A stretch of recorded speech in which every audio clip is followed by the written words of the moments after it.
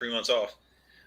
Welcome, everyone. Thirsty Thursday number 31. We're back. We've had our summer hiatus coming into the spring or into the fall.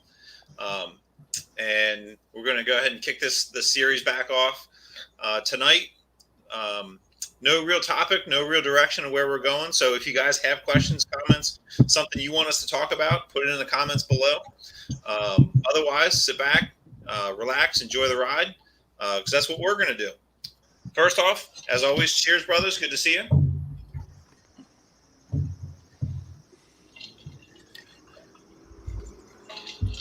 Bobby, is that Hawaiian Punch? Yeah, something. Mio, it's exciting. Mio, I just got back. Didn't have time to make a drink.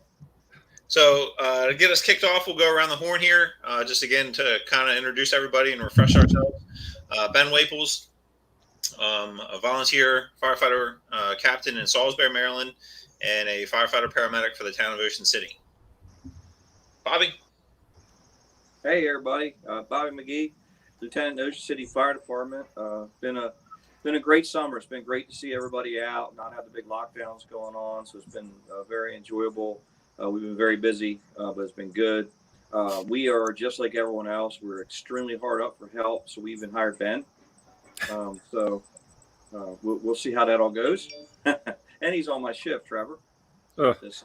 Yeah. So, but anyways, welcome everybody. And is that what it was? Oh, you're welcome. I thought you should apologize or something like that. But anyway, so welcome everybody. It's good to see you, and welcome Scott. And I'm gonna pass it off to Trevor. Captain in Salisbury, Maryland. Awesome, Bobby. I appreciate it. Everybody, Trevor Steedman here. I used to work with the two miscreants on the upper left-hand side of the screen there with Bobby and Ben. I worked with them for quite a few decades, actually, and then had to move down here to Florida and take a job. So I'm still on the job with a smaller department down here in South Florida and enjoying life. And for those of you who have viewed these episodes before, welcome back. It's good to see everybody. Hope you had a great summer. And if you're new joining us tonight, you're going to find out they've got a lot of great topics coming up over the next couple of months. And sometimes we have the show about absolutely nothing, where we just kind of kick around a tailboard or a kitchen table conversation. And other times we'll have very specific topics with the guests that'll come on and share some good training and some good nuggets with us. So with that, I want to introduce our guest tonight, who's going to be talking about nothing and everything with us tonight as well. Scott Smith, buddy of mine from Colorado, who I've known for many, many, many years. And we wanted to bring him on. We're actually going to have him on in some future episodes as well. But we figured this would be a great opportunity to kind of bring in some other people from around the country as we get ready to celebrate Labor Day weekend. And, of course, some things we'll talk about tonight, the 20th anniversary of September 11th, 2001 coming up. And also some other recent events going on with the hurricanes and other major events going on around the country. So with that, Scott, go ahead and introduce yourself. Tell these wonderful people who you are and how wonderful you are, because you're mine. I don't know about that, but hi, everybody. I'm Scott Smith. I'm a lieutenant paramedic with Cimarron Hills Fire Department out here on the outskirts of Colorado Springs. I started out back east, not real far from Trevor, over in Prospect Park, Pennsylvania. So was a volunteer back there, and then decided to move out to Colorado and kind of have a backdrop like I've got going here. So as Trevor said, I've known him probably longer than either one of us wants to admit. We've been running around for a while, so hopefully we'll have a good conversation tonight. Yeah, looking forward to it. Thank you, guys. Thanks, Scott, for joining us. Thank you guys for inviting me. Absolutely. One of the first things that kind of kick things off, it is 9 days away, but the 20th anniversary of September 11th. It's hard to believe that it's been 20 years ago that tragic day happened, but now we're coming up on the 20th anniversary. So let's talk a little bit about that. And I know Ocean City, we've got some stuff planned coming up to celebrate that. Trevor has mentioned in the pre-show that they're doing something for the 11th. So let's talk a little bit about what we got going on for that, and kind of how we're going to commemorate that day. Bobby and I were on shift that day. We worked, so this will be my first day or first year, as a career fireman on shift, and I imagine that's going to be a little bit different than it has in the past for me. So, Trevor, what do you guys have going on? I know you mentioned you got something, some ceremony down in your town. Well, we do, Ben. Actually, there's a lot of different ceremonies that go on, and our county fire rescue, they do a really nice job with the resources that they have. And every year they do a remembrance ceremony. And this year, of course, being the 20th anniversary of that day, I'm sure they've put just as much, if not more, into it. And in the community that I work in, we decided not too long ago to have our own, and not to take anything away from any of the other ceremonies, but just to really bring together the people of that community, because each one of them has certainly a background and a memory of things. And as one of the people who's going to present or speak, and it's going to be brief if you can believe it or not, is, I was reflecting on it, of course, with the 20th year coming up, and everyone has their "where were you" story. And I recall where I was, obviously working in Ocean City at that time, and just a little bit of the disbelief in how things changed, very rapidly and kind of surreally in a very short period of time. So with that being said, I look at a lot of people who are in the fire service today, and we have our slogans about never forget. We just had a new T-shirt made in my department, and we literally had some of the younger folks say, "Hey, what's that 343 thing on the shirt?" And it's incumbent upon us. I have members in the fire service who were born in 2001. Or to me, to some of you, we lived through it, but to other people, these things are a historical footnote. Not that it minimizes it in their mind. I mean, they're not disrespectful of it, but it's not tangible to them as it is for us, because we've lived through it. And I just remember it was a Tuesday, beautiful day, not a cloud in the sky, very picturesque blue sky, probably the bluest I've ever seen, and being 105 feet up in the air on a ladder truck during a Tuesday shift training day at the convention center parking lot, and seeing a police car come in, not really sideways, but in a hurry, and motioning for me to come down off the top of the ladder. And it was one of your Delawareans there, Bobby. It was Brazier Lynch. And he goes, "Hey," he said, "did you hear a plane just hit the World Trade Center?" I'm like, "Oh, really? No crap, huh?" Because you figure it's a Cessna, or you just didn't have the concept of what was going on. And not long after that, the phone starts ringing, and the message of "gather your crew, get your ass to headquarters as quick as you can. I'll explain when you get here," was the next thing. So, we got people whose schools are shutting down. We don't know what's going on, and 4 hours to our north is a tower that's been hit by a jet.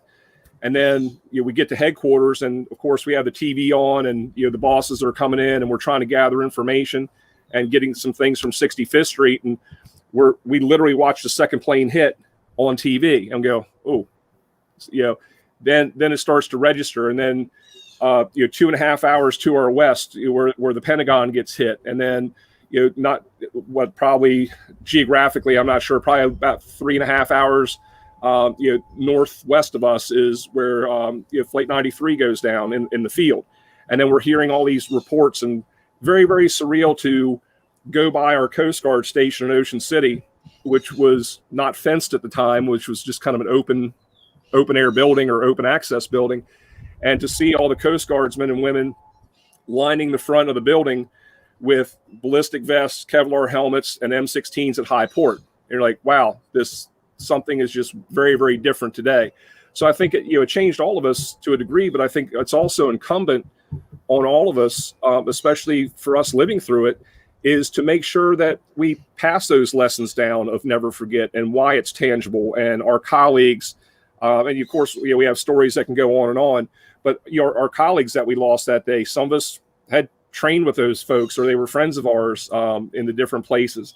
And then certainly notwithstanding all the folks since then who have died related to that incident, not only civilians, but all first responders from various cancers, from suicides, from everything. So that incident kind of still plays on even today.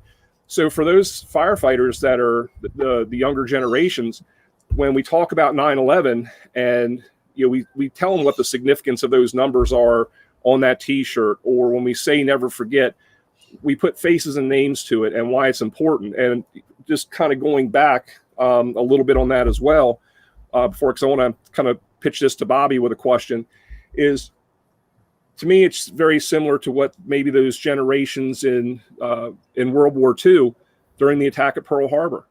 That's not tangible to me. It's a historical footnote, which I think is a very important one. And the history is there. We respect that history. We look at the number of lives lost of our American sailors and servicemen from that point forward.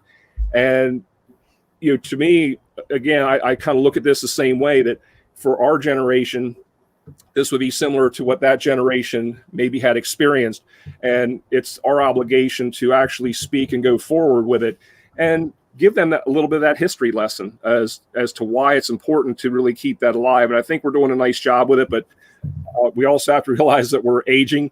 And again, there's people who, when I read their applications, they were born in the year 2000.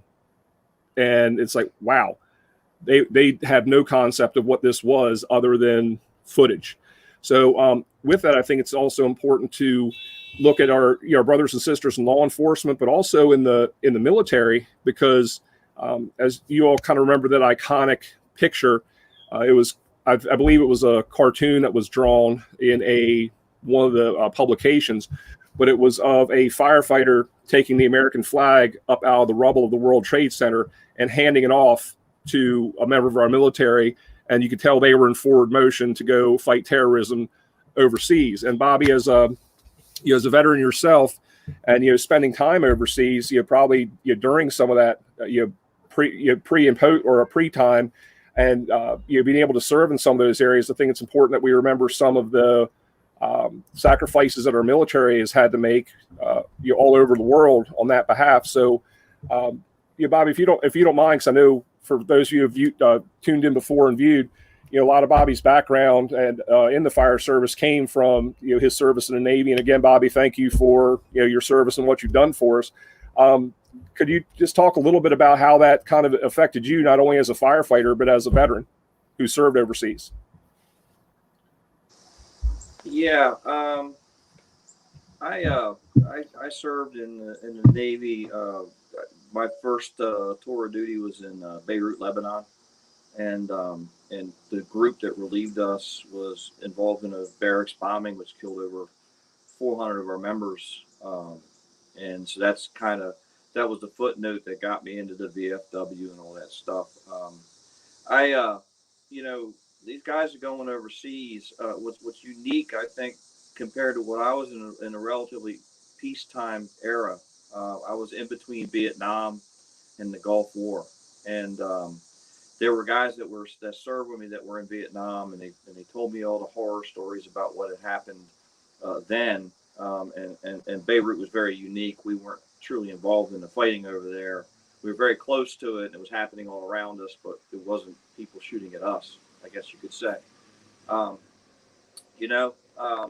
the interesting thing about the military is next year we're going to have people retiring from the military that joined because of September 11th.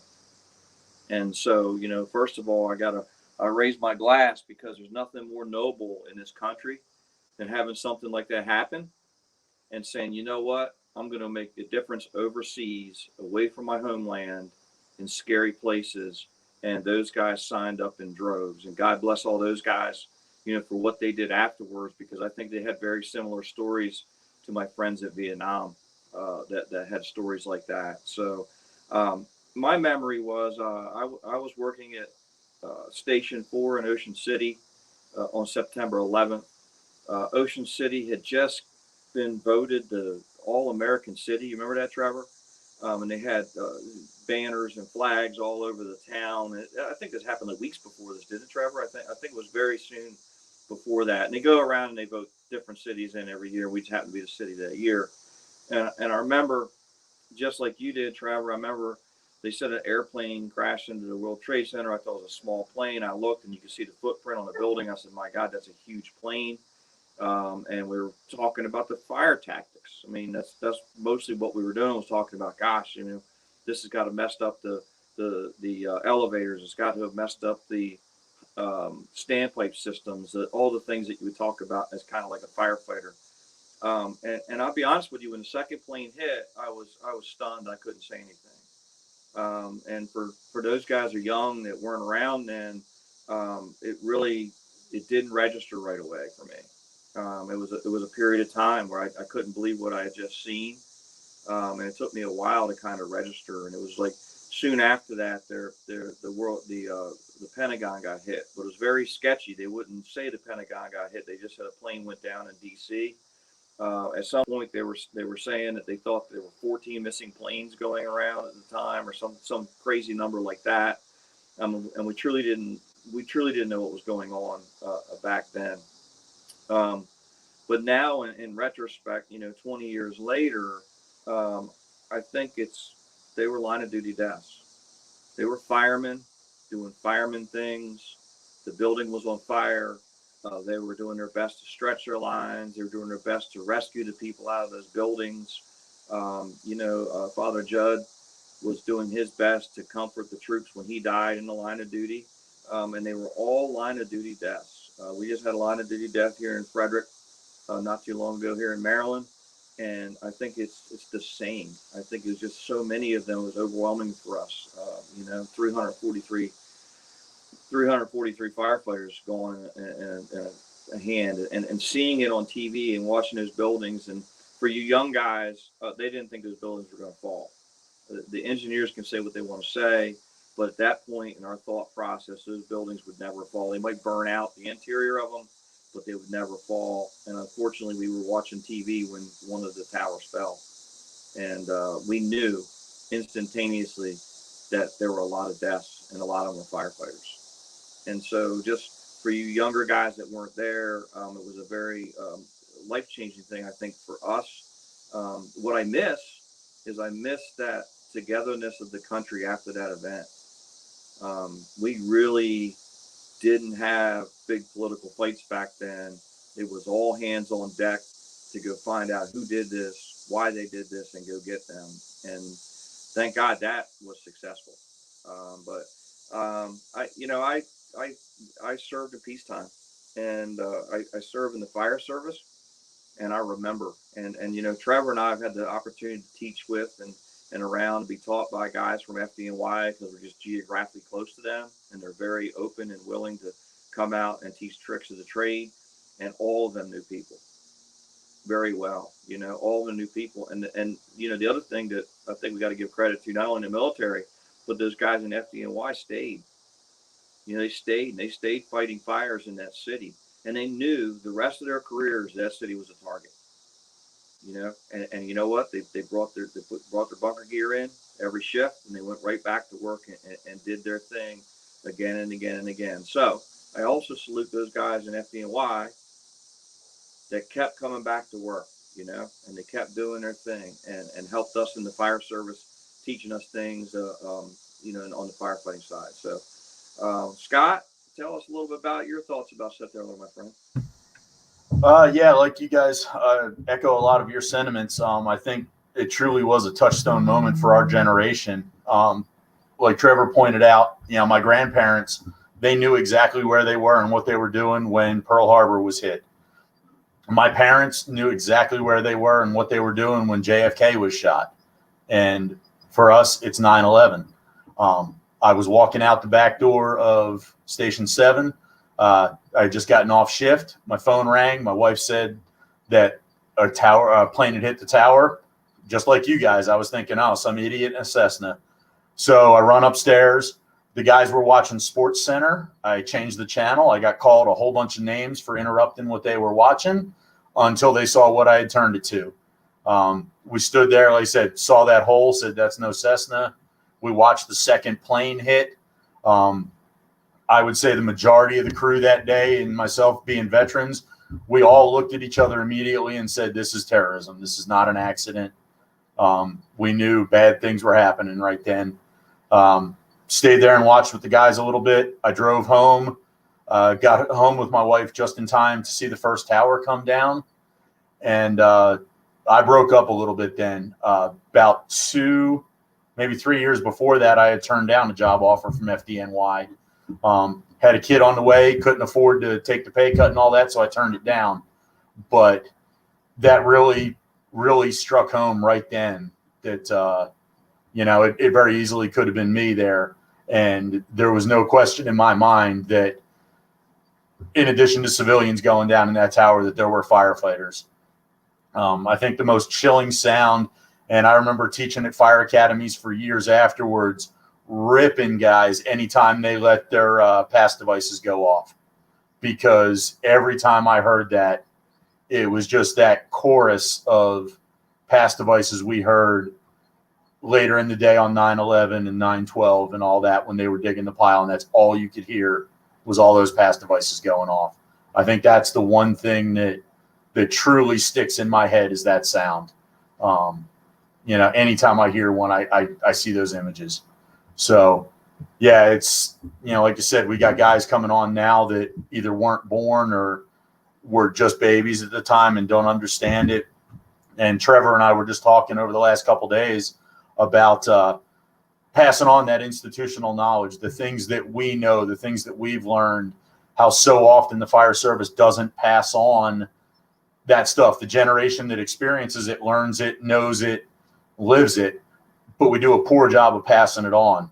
And like Trevor said, 9/11 is one thing we can't fail to pass on. We've got to break that chain and make sure all these young guys understand the significance of it. Like you said, I haven't seen any that are disrespectful to it.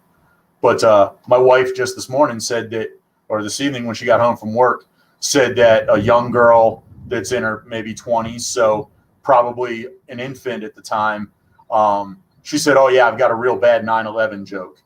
And my wife, to her credit, didn't just drop her like a bad habit, but said, "Don't even think about it." And I mean, this is a good kid that she works with. Just not being exposed to the fire service and not having lived through it, I don't think she really gets what it was, what that means to the fire service and the nation that day. So I think like Trevor said, it's incumbent upon us to make sure that we pass this and all the other lessons on.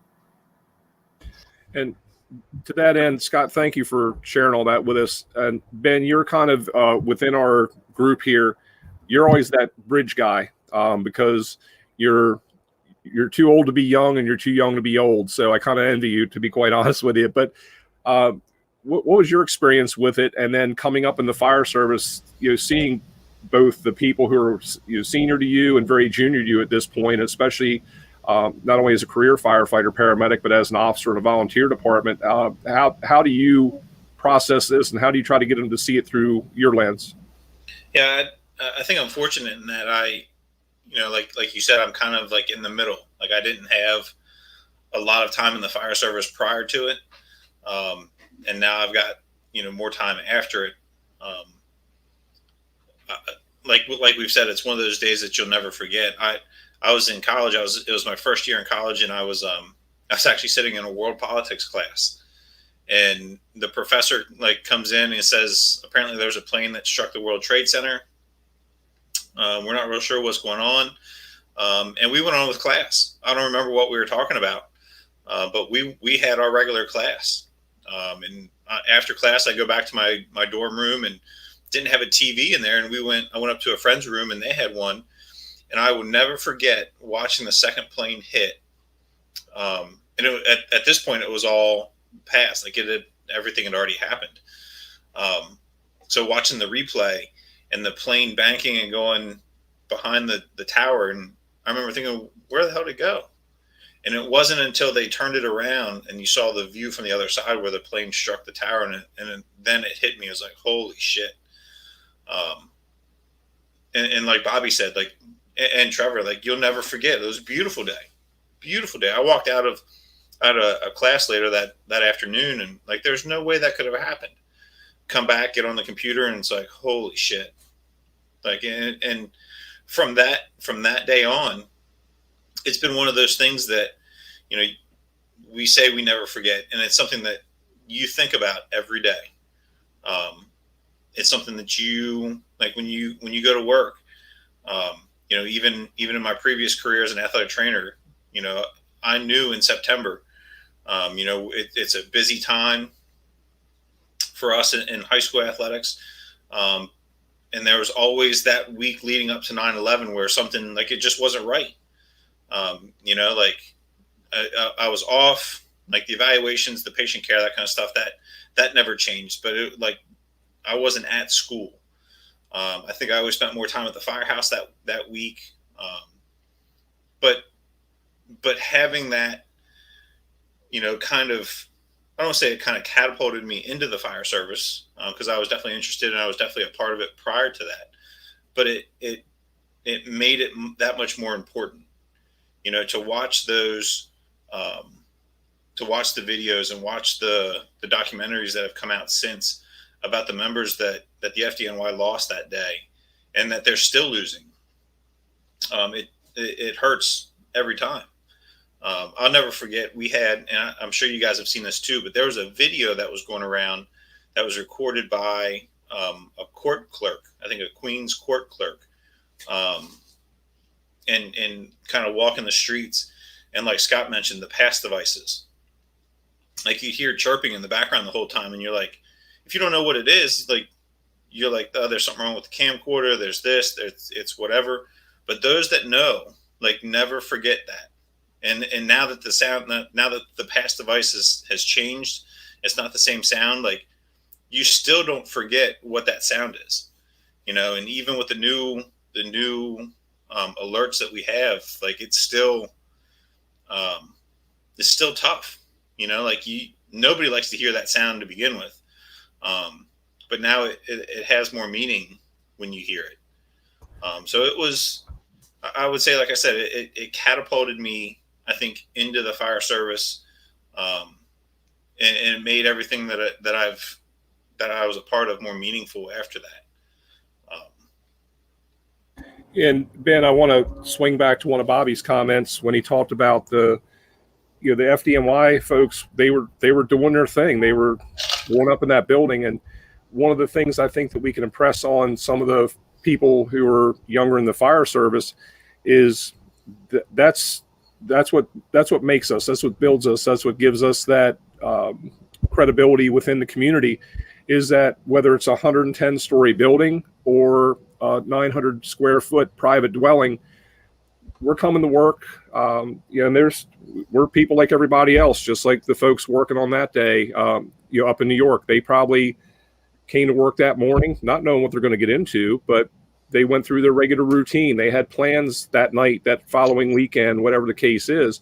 Some of them were having probably problems at home or personal issues, like we all do. But we report to work and we do the job. And I think all of us will always remember the sights, sounds, and smells, whether it was the fighter jets screaming down the coast of Ocean City. I'm not sure where they're coming from, Dover, Patuxent Naval Air Station, or Virginia Beach, wherever. But things like that, or when we go up to just the countless funerals up in New York, because besides our colleagues and the people that we knew that we went to their funerals, we had so many people from our region that would go up there just to relieve the FDNY folks, because they were just overwhelmed. Because think about that, the amount of funerals they'd have to go to, not only for their own company, their department, and the smell at the Trade Center site, and seeing the pile and talking to some of the firefighters up there, and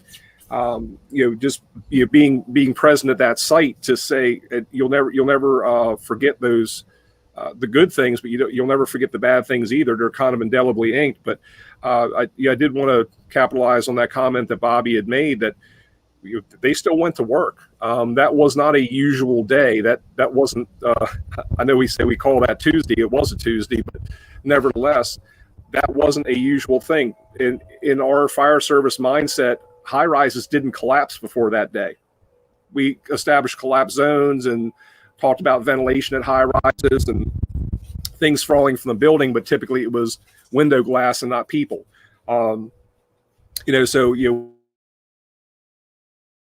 With that being said, I think that there's a good lessons and a lot of hard lessons that we can pass along, but a lot of that too is just it doesn't have to be a major life-changing national, worldwide, global event, we kind of employ these same strategies and these same mindsets to our everyday work at the fire station. And I think that's really where we can impress upon some of these folks that's where they need to take it. And God forbid they ever experience something like that in their lifetime. We hope they don't. But should they understand the qualities that we're expecting out of a firefighter. So with that, Bobby, I really appreciate you bringing up that point, because I think that was very well stated.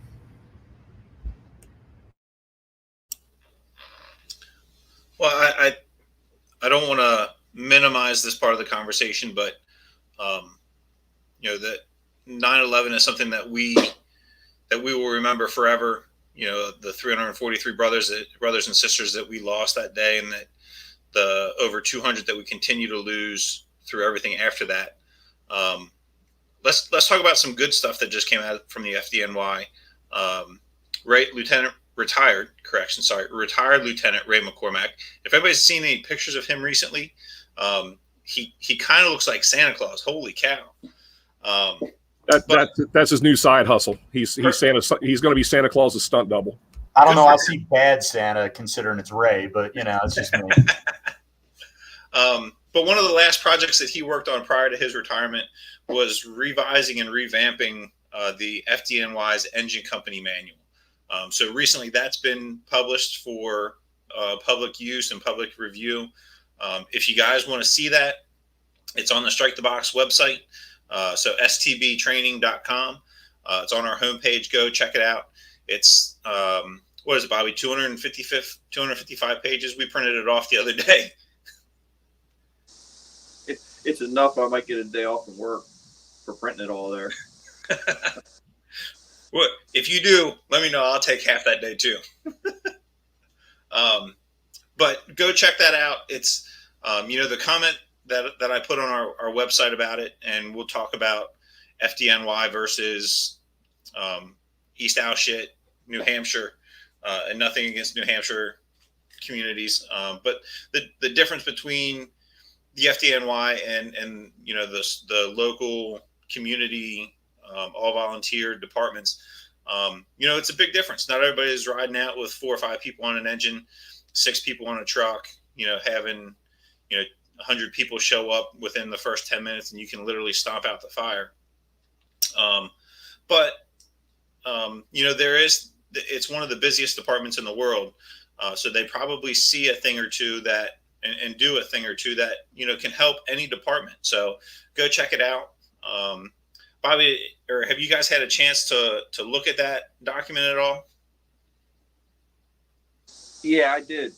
It's very good. It's laid out very well. It breaks down hose loads and packs and things like that. It's actually very, very good. It's good reading. So I think people would enjoy it, and it kind of can give you some insight if you're going to do some drills in your firehouses and stuff to kind of see exactly what's going on up there. Another thing that happened long before September 11th was we didn't share information like that in the past. The ability for you to click on and see an operating manual in FDNY did not exist 20 years ago. So we all have the fortune to be able to do that now. So certainly just click on it, read through it. It's a PDF file, I think, one of them, I think. Yeah. And read through it, and it's laid out well too, so you can figure out if you're going to look for something. It's kind of easy to find what you want to get there. And Bobby, that's another great point. As besides the fact that we kind of came together for a while as a country, and of course things have become much more polarized since then, but a lot of the partisanship just went out the window, and it was all about the focus of us as a nation. And also we kind of did a good gut check of our fire service too, because if you think about it, we were a people divided by a common language. We had our silo over here, and if we liked your department, we would work with you on mutual aid. But if you pissed us off the week before, well, you're out, this other department's in. And we had a very linear thought process. And with that, you remember from Ben, you were in Wicomico County as a volunteer, working in Ocean City. We were in Worcester County, and then you have Sussex, where Bobby served as a volunteer as well. We were using 10 codes back then, and each one of our counties had different meanings to different 10 codes. And so that was one thing where we did a lot of learning, and we were able to kind of network more as a fire service versus having the us and them mentality. We also learned to work with our partners in law enforcement, in DOD, and all these other areas, emergency management, hazmat, because before, again, it was more of an us and them kind of mentality. And one thing I did want to bring up as well, we talk about, Bobby and Scott, again, thank you all for your services as military veterans for our country. But we have folks that still serve while doing our job as firefighters and paramedics. I saw Chief Black was on a little while ago. Obviously with military background, and not only that, but I remember when we got deployed down to Hurricane Katrina and sharing a ride back with them on a transport plane. The last person in the world I expected to see.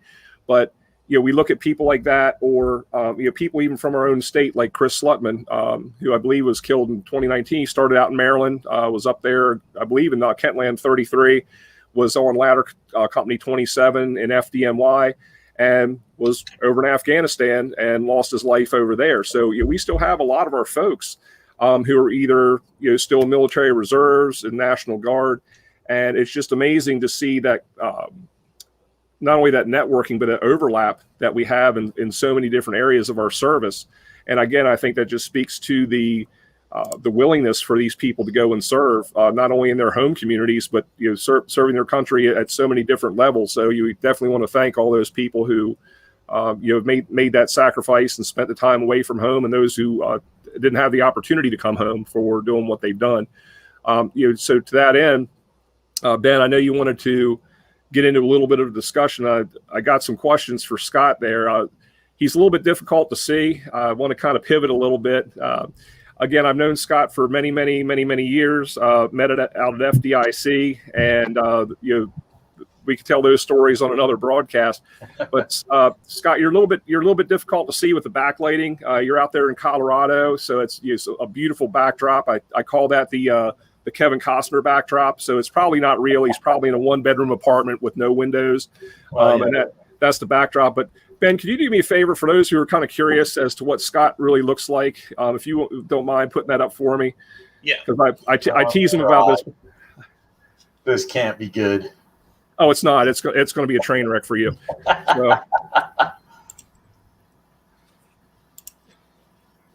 Yeah, hang on. It's been a while since we've done this. Okay, well, I'll keep busting Scott while you're working on the AV stuff there. But here,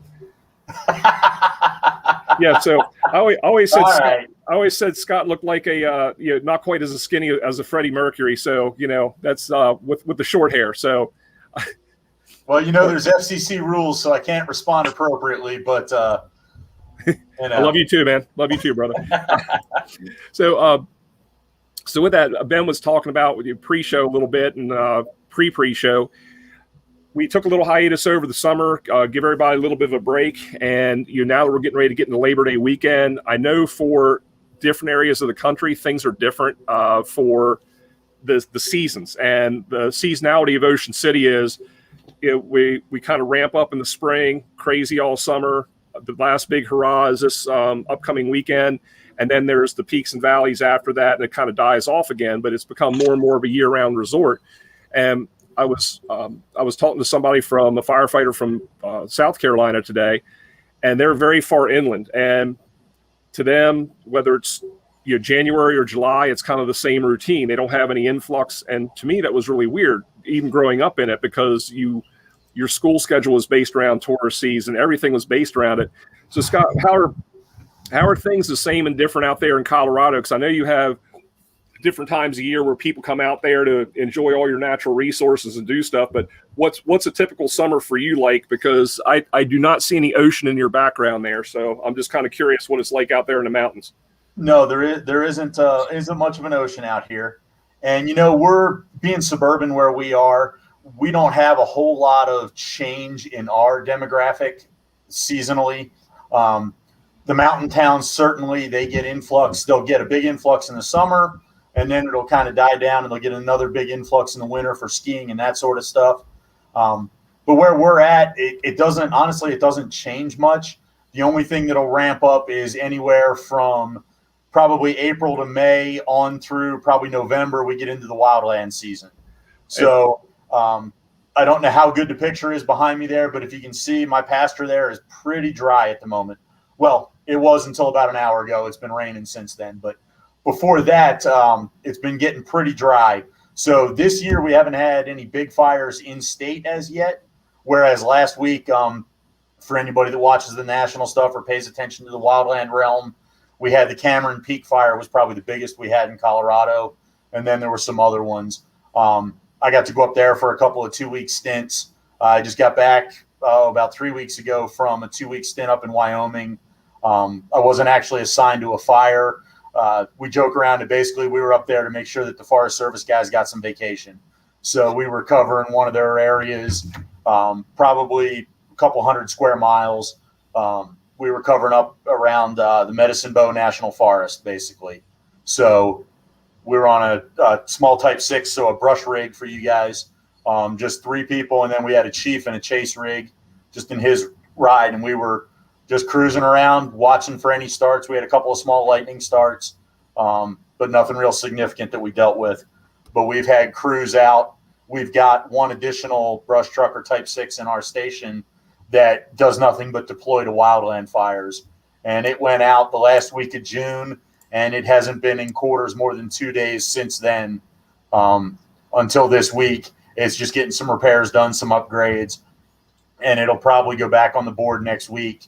And I would bet it'll be out the door within 2 days of going on the board. And it's kind of wild because I know you have a ton of wildland urban interface out there where, you know, Ocean City, what's our biggest wildland urban interface? I think it's that little patch of trees behind the 94th Street Mall. But yeah, but one of the things I've asked you before, Scott, and I'm actually going to ask you for the benefit of one of our viewers, brother Mike Hickman, that we work with in Ocean City. I know there really is a South Park, Colorado. And, yes, there is. And Can you talk about that for a second? How close is it to the cartoon? Because I've got to ask this for Brother Hickman, and he'll appreciate your response. You know, some of the downtown shots, it doesn't look that dissimilar. It is an older, there you go. It is an older mountain town. It's kind of a cool little place. Funny story, I actually went through paramedic school in '98 with 2 guys from South Park, and they said at, you know, opposite ends of their ramp, they had signs that said South Park Ambulance. And they said that was probably the biggest line item in their budget was to replace those signs because they got stolen on an almost daily basis. Well, I don't know if Mr. Hickman has ever been to South Park, Colorado, but we need to check his garage and his bar out back of his house to see if there's a South Park Ambulance sign up there. But so now, and I'm sure they get tired of hearing the South Park jokes, but I asked Scott, I'm like, dude, is there really a South Park? And he's like, yes, there's a South Park. And then, you know, regaled me with the story. So, yeah, I think that's actually where the 2 guys are from, or at least they spent some time there to just play off that. And, you know, I'd say some of the characters are probably typecast after people in town. You can see that stereotype that lives up there in some of them. So. Well, I just want to come out there and go hunting with Ned and Jim Bob. Those are the 2 I want. Well, I don't know about those 2, but you know, the invitation's always open to come out and do some hunting with me. So, okay, well, challenge accepted. Don't threaten us with a good time. But you know, that's what's kind of different. I'll get because you know, obviously I've been removed from it for a little while, but you know, when Memorial Day weekend would come around, it was like, you know, welcome to the freak show. Here we go. It's just going to be heads down. So, you know, how, from a professional and personal standpoint, how are you guys this summer? Would you get any leave time, get a chance to kick back and relax? And I know there was a couple crazy calls that made national news from Ocean City, but there were probably, you know, several others that didn't. So how did you guys fare this summer in the, you know, the high on ramp, off ramp world that you guys live in up there? Well, we've had some good, we call them cutters, but some good entrapments. We've got a couple of highways running through our district. So we've had a couple of pretty significant extrications, some stuff like that. Haven't had a whole lot in the way of fires this year, but been running, like I said, our brush truck's been out. So that being a small single station department, we've got 6 people on per day. So total of 18 full timers. So when we deploy 3 or even 4 of them on a wildland, that puts a serious crimp in our staffing model. So a lot of overtime. Guys have been really working a lot of that stuff lately. Yeah, I would say that's really the biggest stuff we've had going on this year. Not a lot of other significant events, but just that just kind of steady. We've had an uptick. Our call volume actually went down a little bit last year with COVID and everybody locked down. People just weren't getting out as much and doing as much, and that has definitely reversed. We're on pace to be probably the busiest year in our history this year. So we're definitely picking up on our call volume. But yeah, that's kind of where we're at. We've had some protocol changes recently as far as the EMS side of things. Some of that you guys may have seen. It made the national news. Not that far north of us, some Aurora paramedics got in trouble with some other with some police officers related to some medication administration that may or may not have been appropriate. And well, it's definitely that went right to the state, considering we've got pretty much one party rule out here. That went straight up to the governor, and they changed all of our protocols. So we lost some pretty good tools out of that, unfortunately. But you know, as the fire service does, we'll adapt and overcome. Absolutely. How about you, Ben and Bobby? How was your summers? Go ahead, Bobby. It's sad to say because I'm a firefighter, but I'm going to say this. Last year was very weird for me because the lockdown severely affected us at work. Though we did have lots of COVID cases in the wintertime, overall our call volume was a lot lower. This year has been unhinged and back to what I would call maybe above our normal crazy calls. But, you know, as a firefighter, I like the challenge of going to calls again. So we definitely had a slowdown. So we've had a pretty busy summer for us. And it's been a lot. We had a little bit of heavy surf up here. Unfortunately, we had some drownings and things like that. We did have the Route 90 bridge incident that everyone talked about. We had a gentleman that jumped off a 30-foot bridge into 4 foot of water and rescued a baby, which is a very, very cool thing. But Jonathan Bowers, the guy that was the hero in that thing, not really the fire department. You know, we did respond and do that, but we had that going on. We're gearing up for the fall. Trevor, you up here? Did you have H2OI when you were up here at all?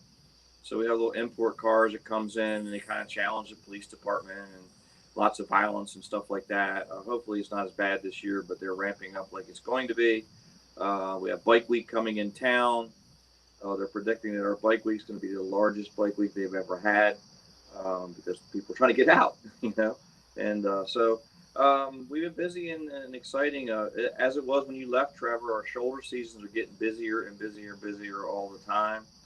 I live up here in Delaware, and the construction up here is probably rivals what the 1990s Atlanta growth was. It's just insane. They're just building tens of thousands of houses, and you know, people working on lines that are actually moving into our area. So our population has gone through the roof. Not in Ocean City because it's pretty much built out. Like Trevor said, there's not any land left to build in Ocean City. So unless you tear something down, you're not building anything else. But it's trickling into us at probably 15 or 20% a year of people that come into Ocean City for day trips and stuff from Delaware and things like that. So I like being busy. So for me, it's been a good thing. It got me doing things and running calls again. I love that. You know, I don't like to see bad things happen to people, you know, but I do like the running calls and making a difference. So it's been a fun summer. What do you think about your first summer there, a rookie? It's been good. It's been good. So prior to going full time for Ocean City, I was, you know, really just doing fire-based EMS. So if we would go on a medical assist or have something like that, I was coming off the engine to do ALS skills and provide patient care. So I really wasn't on the ambulance a whole lot. But with coming to Ocean City full time, it has been a change, and back on the unit, back on the medic unit full time. And it's amazing how fast that stuff comes back. You know, I think me probably being a little bit more critical of myself.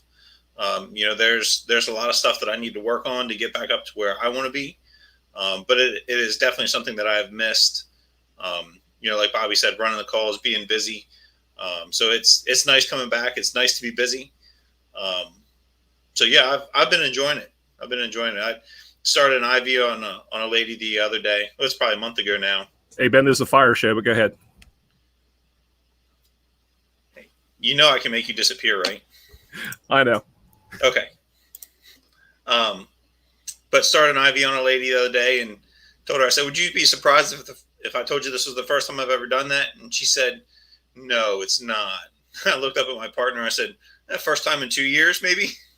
So, but no, it's nice to be back. It's fun. In my hiatus, I definitely missed the people of Ocean City. So it's great to be back and see those folks. I'm excited for the outsider work stuff as well.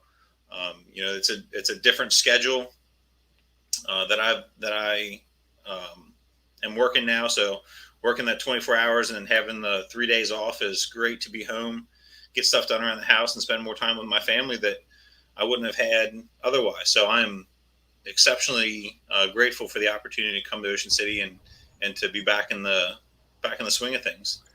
Hey Ben, does Ocean City still have that paramedic exchange program with the Australian government? I think that's going to be coming back in about another 11 months or so. As soon as you're off probation? Yes. Yeah. You might want to tell some of the folks that might not be familiar with that, because I've got a bunch of things I can say on that topic. But yeah, we're going to hold off on that. Go ahead with it. No, we're gonna hold off on that. Okay. Yeah, you can. I don't know what you're talking about. Well played, sir. Well played. So we're coming up on an hour. We're at about 50 minutes. One of the other things that we wanted to touch on tonight was, and I think we kind of talked about it when we were talking about 9/11, is the coordination between agencies and talking about the interoperability and all working together. And I know some of the folks, I know Trevor went down. I don't know about Bobby or Scott, but 16 years ago, earlier this week was the anniversary of Hurricane Katrina. Happened to be the same time that Hurricane Ida, which was I think it was a Category 4 hurricane, which is a little bit larger than what Hurricane Katrina was, made landfall around the same area where Katrina did. Luckily, that area, they took the lessons that they learned from Katrina, reinforced their levees, had some other infrastructure that was put up and to protect them a little bit better. So I don't know that the devastation was quite as bad.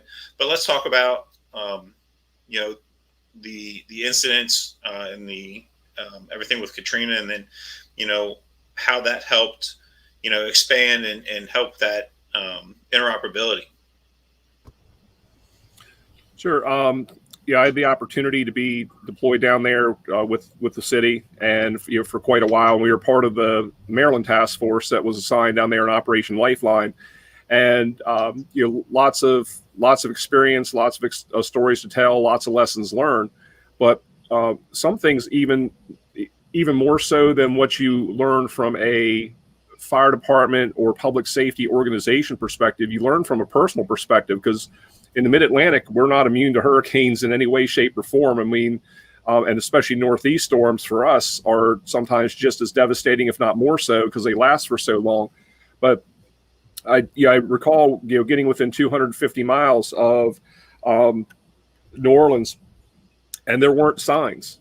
There was debris. There were no street signs. So it's not like you can say, oh, let's look for exit 25, because there's no sign that says exit 25. And GPS wasn't as sophisticated as it is today, obviously. So you look at some of those things like GIS mapping, even in your own department, or taking something as simple as a stencil on the curb by your house, because your siding might be gone, your address board on your house or the stickers might be gone, but something more permanent. And that was a big deal that came about as well. I know down where I work in the Department of South Florida, we have the concrete posts that you see everywhere. So they withstand the weather a lot more and the flooding. But at the same time, the GIS mapping has really become something important for us through our county IT and locally, that if we need to bring resources in, if I need Bobby and Ben and Scott, and you guys are from all different areas of the country, I can give you a coordinates of where my fire station is versus trying to give you roadmap directions, if you will. So those are some really, besides being able to do multi-level coordination and, also be able to talk, again, in the same language and work with all these different agencies, is really the lessons you look at and say, all right, we're reliant on ourselves, and we come for it to be at least self-sufficient for those first 3 days. And there was a lot of criticism of the FEMA response, and there was a lot of praise to it. And I tell the story of 4 houses where there was 4 kind of like what we call like the shotgun style houses down that way, and one right next to the other. And the first one, there's a guy with a big plywood sign that's been spray painted that says "Need help," and had all these expletives on it, and he's literally sitting out on his front stoop with devastation, drinking a 40 ounce. He just kind of said, "To hell with it. When help gets here, it gets here." And then next door to that, you have a gentleman who is disabled in a wheelchair who's trying to clean up his yard and get back to some sense of normalcy. And next door to that house was his neighbor who was coming over to help him first, and then take care of his stuff. And then you had the 4th house, which they looked like the hurricane barely hit them because they had just been very self-sufficient and taking care of themselves. So just 4 houses in a neighborhood side by side had 4 very different internal and personal responses to their own devastation and tragedy. And just like we see today, in a lot of things that are polarized, there were some things that we would see on little snippets of information that we could get that were very, very different than what we were experiencing on the ground there. So a lot of things would get sensationalized, a lot of things getting reported back for whatever purposes on at every end of the spectrum. And it always tickles me when you see the newscaster talking about the massive flooding, which there was, but he said, "Oh, I'm standing here in the flooding," and then you watch. He's talking about people, he's sitting in a canoe, talking about flooding, and there's someone walking in ankle deep water behind him. It's like, dude, come on, let's just stop the hysteria and get to helping these people and getting them the information they need. But Ben, I think that looking at that from an anniversary perspective, it also made communities a little more self-sufficient, because it takes time to mobilize things. No matter how good or efficient or well prepared you are, it takes time to get people and resources down on the ground. And of course, we drove down there, but now you'll hear FEMA say the first 72 is on you, and there's much more of a push. In the community I'm serving in, we just put in a community emergency supply cache to bridge that gap, because we have a lot of older residents who might not have the food and water and everything else stored if they choose not to evacuate, but also because of some physical limitations, they're not able to host cases of water and all these different things. So we actually have a shipping container that's been designated and secured that we could have 500 cases of water immediately available, so many cases of MREs, other supplies, charging cords that can go into generators for people's cell phones. So that way we're not sitting there banging our fist on the table saying, where's the federal government, where's the state government, where's the county government? When it gets to us, it gets to us. But we saw this with the COVID vaccines. They were trying to roll that out, and good, bad, or indifferent. But then there was a lot of communities that were identified as being underserved that they said, well, look, these people don't have a pharmacy within several miles of their house. And it's not like they can walk down to the Rite Aid or the CVS or the Publix or Walgreens and get a vaccine. So there were some things that were moved from here and taken over there. And of course, people get upset over that and say, well, hold on, why are you taking it away from us? And it's kind of hard sometimes to convince people when you've got 3 cars in your driveway, and you're living in a 2,600 square foot house minimum, and all these things that you have all the conveniences within walking distance, that you're an underserved community. So that's where we have to say, look, let's not get into the cat fights over all this. Let's be able to be self-sufficient as individuals, as neighborhoods, as communities. And then when the resources come in to backfill that, then that's great. But don't sit there and throw your hands up in the air. And And that's what we did see when we went down to the New Orleans area. There were some people who would embrace us right away and say, "Oh, thank God you're here. Thank you for coming down to help." And there's other people that were irately pissed and saying, because we quote unquote represented a government, what took you so long? How come you haven't been to this neighborhood before? Why? And we just went to where we were told to go. We had no choice in the matter. So I think those are all good lessons learned. We're still going to have natural disasters, whether it's in the middle of the country or, in mountain time, or whether it's on the East Coast, West Coast, wherever it might be. So, the big thing is the self-sufficiency and taking the lessons learned out of stuff. So with that, Ben, I know we're kind of getting to the witching hour. I don't know if you're going to send it around the horn again or we're going to stop here, but I'm going to pitch it over to I'll pitch it back to you, Ben, and you can take it from here. All right. Yeah. So we're at the hour. So let's wrap this up. And whatever final pearls from, anything, the topics that we've talked about tonight, or anything in general that you want to share with, currently have 3 people watching, but that we want to share with those folks before we head out tonight. We'll go ahead and get going with that. Bobby, you want to lead us off? Bobby always has some good pearls. Oh, he does. Fall's coming up, and the holiday season's coming up. I hope everybody stays safe.